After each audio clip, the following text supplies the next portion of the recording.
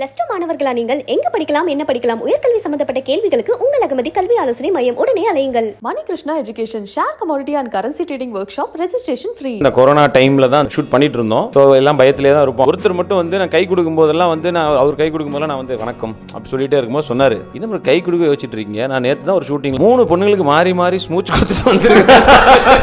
சொல்லட்டுமா? நான் full blown make out scene பண்ணிட்டு வந்தேன். மன்மதில நான் நடிக்கல.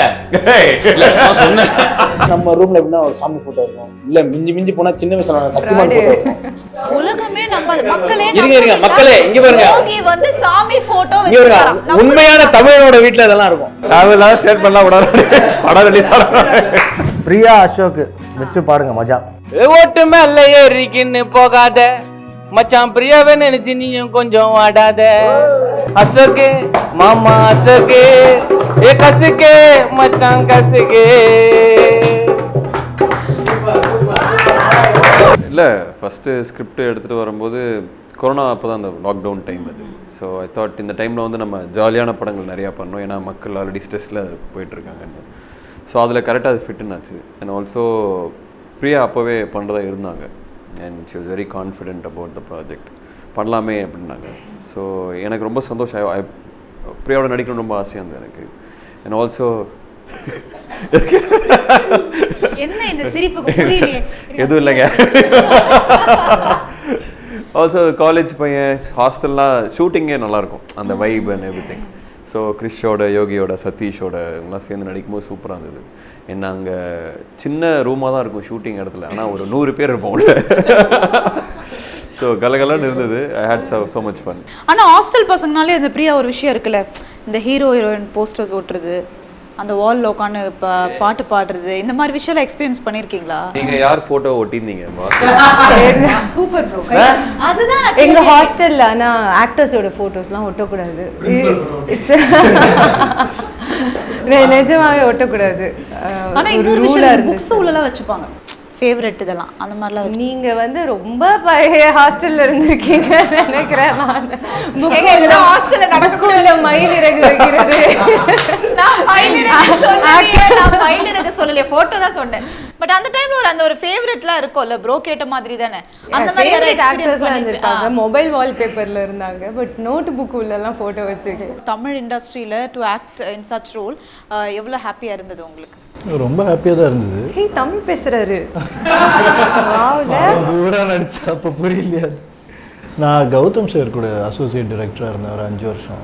ஸோ இங்கே தான் இருந்தேன், நடுவில் மலையாளம்லாம் போய் பண்ணிட்டு வந்தேன். அண்ட் நிறைய நாளுக்கு அப்புறம் சுமந்த் ப்ரோ வந்து இப்படி ஒரு கேரக்டர் இருக்குது, ஆடிஷன் பண்ணுறியான்னு கேட்டார். பண்ணேன். அந்த ஆடிஷன் ஸ்கிரிப்டே ரொம்ப இன்ட்ரெஸ்டிங்காக இருந்தது, நல்ல ஒரு சீன் அது. அப்போவே எனக்கு ஒரு ஆசை இருந்தது பண்ணோம் அப்படின்ட்டு. But luckily he liked me. So thank you Sumanth for casting me.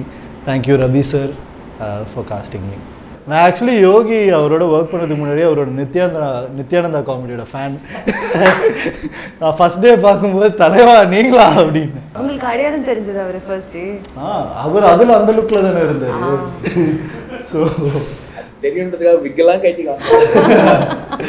But யோகி உங்களுக்கு அந்த மாதிரி எப்படி, நீங்க ஹாஸ்டல் பையனா இருந்தீங்களா? எப்படி வீட்ல? ஹாஸ்டல் எனக்கு சின்ன வயசுல போர்டிங்ல போட்டாங்க. ஸோ ஒரு 2-3 இயர்ஸ் தான் இருந்தேன். பட் ஆனால் ஹாஸ்டல் வந்து சார் சொன்ன மாதிரி என்னுடைய காலேஜ் டேஸ்ல என்னோட ஃப்ரெண்ட்ஸ் நிறைய சொல்லியிருக்காங்க. நான் இருந்திருக்கேன் வேற, ஏன்னா எனக்கு வந்து பார்த்தீங்கன்னா காலேஜ் கல்ச்சுரல்ஸ்லாம் நிறைய இருக்கும். ஸோ அட்டண்டன்ஸ்க்காக ப்ளஸ் என்எஸ்எஸ்ல இருந்தேன். ஸோ அந்த சில ஒர்க்குக்கெல்லாம் பார்த்தீங்கன்னா என்எஸ்எஸ் ஆஃபீஸில் இருப்பேன், இல்லாட்டி ஹாஸ்டலில் இருப்பேன். ஸோ ஹாஸ்டலில் பார்த்தீங்கன்னா ஃபுட்டு, ஹாஸ்டலில் எல்லாமே, தூங்குறது, ஏஞ்சிக்கிறது. நான் ஒரு சில டைம் யோசிப்பேன் வீடு எங்க இருக்கு அப்படின்னா அங்கேயே தான் இருக்கும். அப்படி என்ன பண்ணீங்க? 2-3 டேஸ் ஒர்க் இருக்கும் ப்ரோ, 2-3 டே ஒர்க் இருக்கும். வெளியே நீங்க சீரியஸா சொன்னா நாங்க நம்பிடுவோமா? இல்ல நிஜமாலுமே சீரியஸா சொல்றாரு யோகி. இதுல என்னங்க தப்பு இருக்குது? வீடு எங்க இருக்குன்னு மறக்கிற அளவுக்கு என்ன பண்ணீங்க? அதாவது வீடு எங்க இருக்குன்ற என்னன்னா, அந்த வேலையே கருமமே கண்ணா இருந்ததால அப்படி இருந்தது. இந்த ஒர்க்கு கல்ச்சுரல்ஸ், ஸோ அந்த ஒரு ஃப்ரெண்ட்ஸ் இருந்தாலே நம்மளுக்கு நேரம் போறதே தெரியாது இல்லையா? ஸோ அந்த மாதிரி பிளஸ் அதை சொன்ன மாதிரி ஆர்ட் டிபார்ட்மெண்ட் ரொம்ப பெரிய ஒர்க் பண்ணியிருக்காங்க. அங்க அந்த அந்த இடத்தையே டிரான்ஸ்ஃபார்ம் பண்ணி அந்த உள்ள போகும்போது பாத்தீங்கன்னா எனக்கு அந்த ரியல் ஃபீல் கொடுத்தது. நிஜமாலுமே அந்த அப்பார்ட் ஃப்ரம் அந்த ஆக்ட்ரஸோட போட்டோ ஓட்டுறது அந்த இதெல்லாம் அதை விட என்னன்னா நம்ம வீட்டுல பாத்தீங்கன்னா நம்ம ரூம்ல எப்படின்னா ஒரு சாமி போட்டோ இருக்கும், இல்ல மிஞ்சி மிஞ்சி போனா சின்ன வயசுல சக்திமான் போட்டோ இருக்கும், இல்ல எதுனா ஒண்ணு இருக்கும். உலகமே நம்ம மக்களே மக்களே இங்க பாருங்க, யோகி வந்து சாமி போட்டோ இங்க பாருங்க, உண்மையான தமிழனோட வீட்டுல இதெல்லாம் இருக்கும்.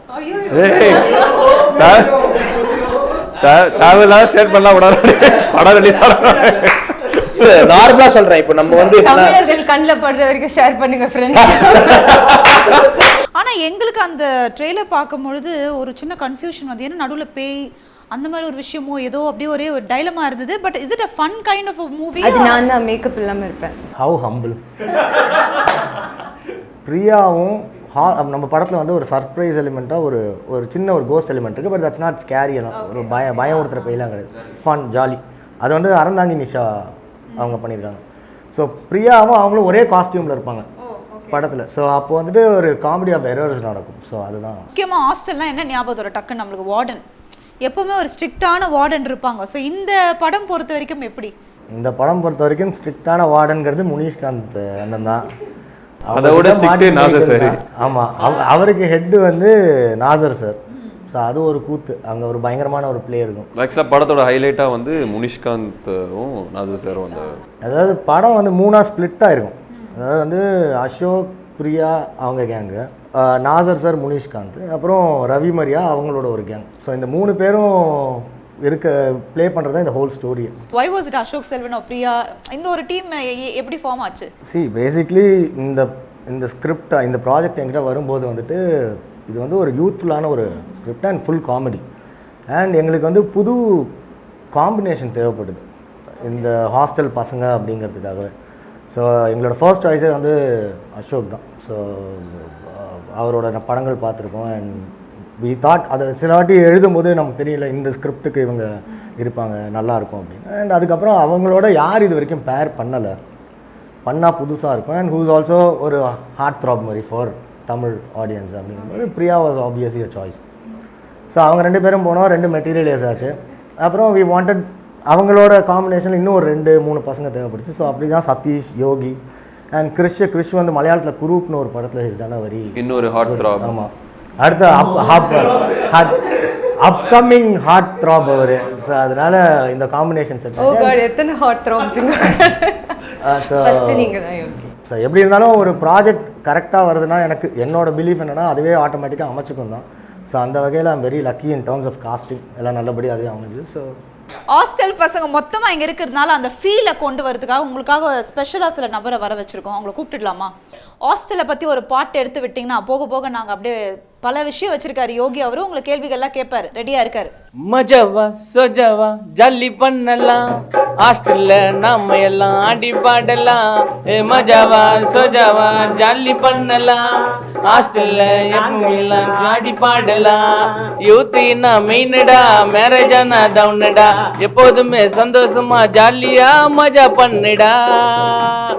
அரியசானா எல்லாமே லைஃப் வேஸ்டடா, ஹாஸ்டலுக்குள்ள நாங்க எல்லாம் செல்ல பிள்ளைங்கோ, எங்க வார்டர்னு வந்தாக்கா தள்ளி போயிடுங்கோ. வாட்டுக்குள்ள எப்போதுமே செல்ல பிள்ளைங்கோ, ஹாஸ்டல்ல நாங்க எல்லாம் செல்ல பிள்ளைங்கோ, வார்டர்னு வந்தா ஓரமா போயிடுங்கோ. உங்க பேர் சொல்லுங்க. கானா பெப்சிதாஸ், பூலோகம் நிறைய படம் பாடி. என் பேரு இன்ப கலீல். நான் ஒரு பாடல் பாடலாங்களா? Please please. வருத்த பானிபூரி உள்ள வைப்பா, உருளைக்கிழங்குடா, கருத்தை சொல்ல வந்தா அவனை விட்டு நீயும் கிளம்புடா. கட்டு கட்டா காசு பணம் தேவையில்லடா, கட்டு கட்டா காசு பணம் தேவையில்லடா, எனக்கு ஹாஸ்டலில் இருக்கிற நட்பு போதுண்டா, எனக்கு ஹாஸ்டலில் இருக்கிற நட்பு போதுண்டா. பர்த்டேக்கு கால் பண்ணி வாழ்த்து சொல்லுவான், மாமா ட்ரீட் கேட்டு வந்து நின்று தொல்லை பண்ணுவான். கோழி மூட்டி கோய்ந்தன ஓரம் தள்ளுவான், கோழி மூட்டி நண்பர்களை ஓரம் தள்ளுவான். கோபி என்ன பாட்டு பாடி வளரணும்னு பிரேயர் பண்ணுவான். மைமி கோபி என்ன பாட்டு பாடி வளரணும்னு நமாஸ் பண்ணுவான். அவனோ பிரேயர் பண்ணுவான், அவனோ வணக்கம் சொல்லுவான். சட்டுன்னு சண்டனா வருவான்டா, மச்சான் கூடவே ஒட்டினே இருப்பான்டா. நன்றி நன்றி. ரொம்ப அழகா வாசிச்சீங்க ப்ரோ. உங்க பேர் சொல்லுங்க. லவ் ஃபெயிலியருக்கு ஒரு சிச்சுவேஷன் சாங். அப்படியே உங்க வேர்ட்ஸ் போட்டு. முத்துமணியே ஏனோ மறந்து விட்டாய், இந்த காதலனை வீணாய் வெறுத்து விட்டாய், இந்த அன்பை அறியலையா, நீ செய்தது தவறில்லையா, என்னை மறந்தாலும் உன்னை மறப்பேனா இந்த உன்னில் போகும் வரை. இது லவ் ஃபெயிலியர் இல்ல தெரியும் இவ்வளவு ஜாலியான படத்துக்கு. ஆனா எங்க ஹாஸ்டலுக்குள்ள லவ் ஃபெயிலியரே கிடையாது, அதுதான் விஷயம். ஏதோ ஒரு சிச்சுவேஷன் சொல்லுங்க சார். அப்படியே பிரியா அசோக் வச்சு பாடுங்க, மஜா.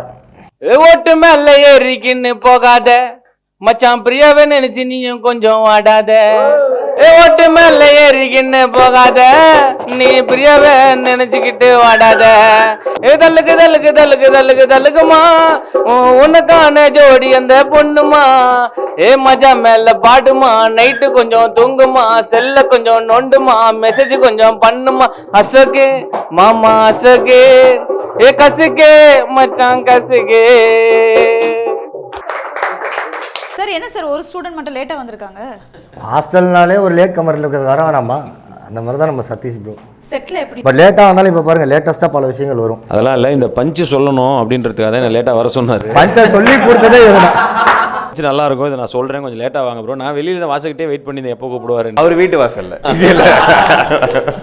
அதாவது இன்னைக்கு ஒரே ஒரு நாள் சீக்கிரமாக வந்து அசோக் சொல்லணும் ப்ரோ. இதுக்கு முன்னாடி ஒரு இடத்துல இதே இடத்துல இன்டர்வியூ கொடுத்தோம், கிட்டத்தட்ட 2.25 மணி நேரம். இதெல்லாம் யாரை கேட்டாங்க? சும்மாங்க நான் எடுத்து 2-3 வாட்டி ஒரு கரெக்ட்டா சும்மா நீங்க எடுக்கிறீங்கங்கிறதுனால வந்திருப்பாரு. நாங்க அன்னைக்கு இன்டர்வியூ பண்ணது ஒரு ஆண்.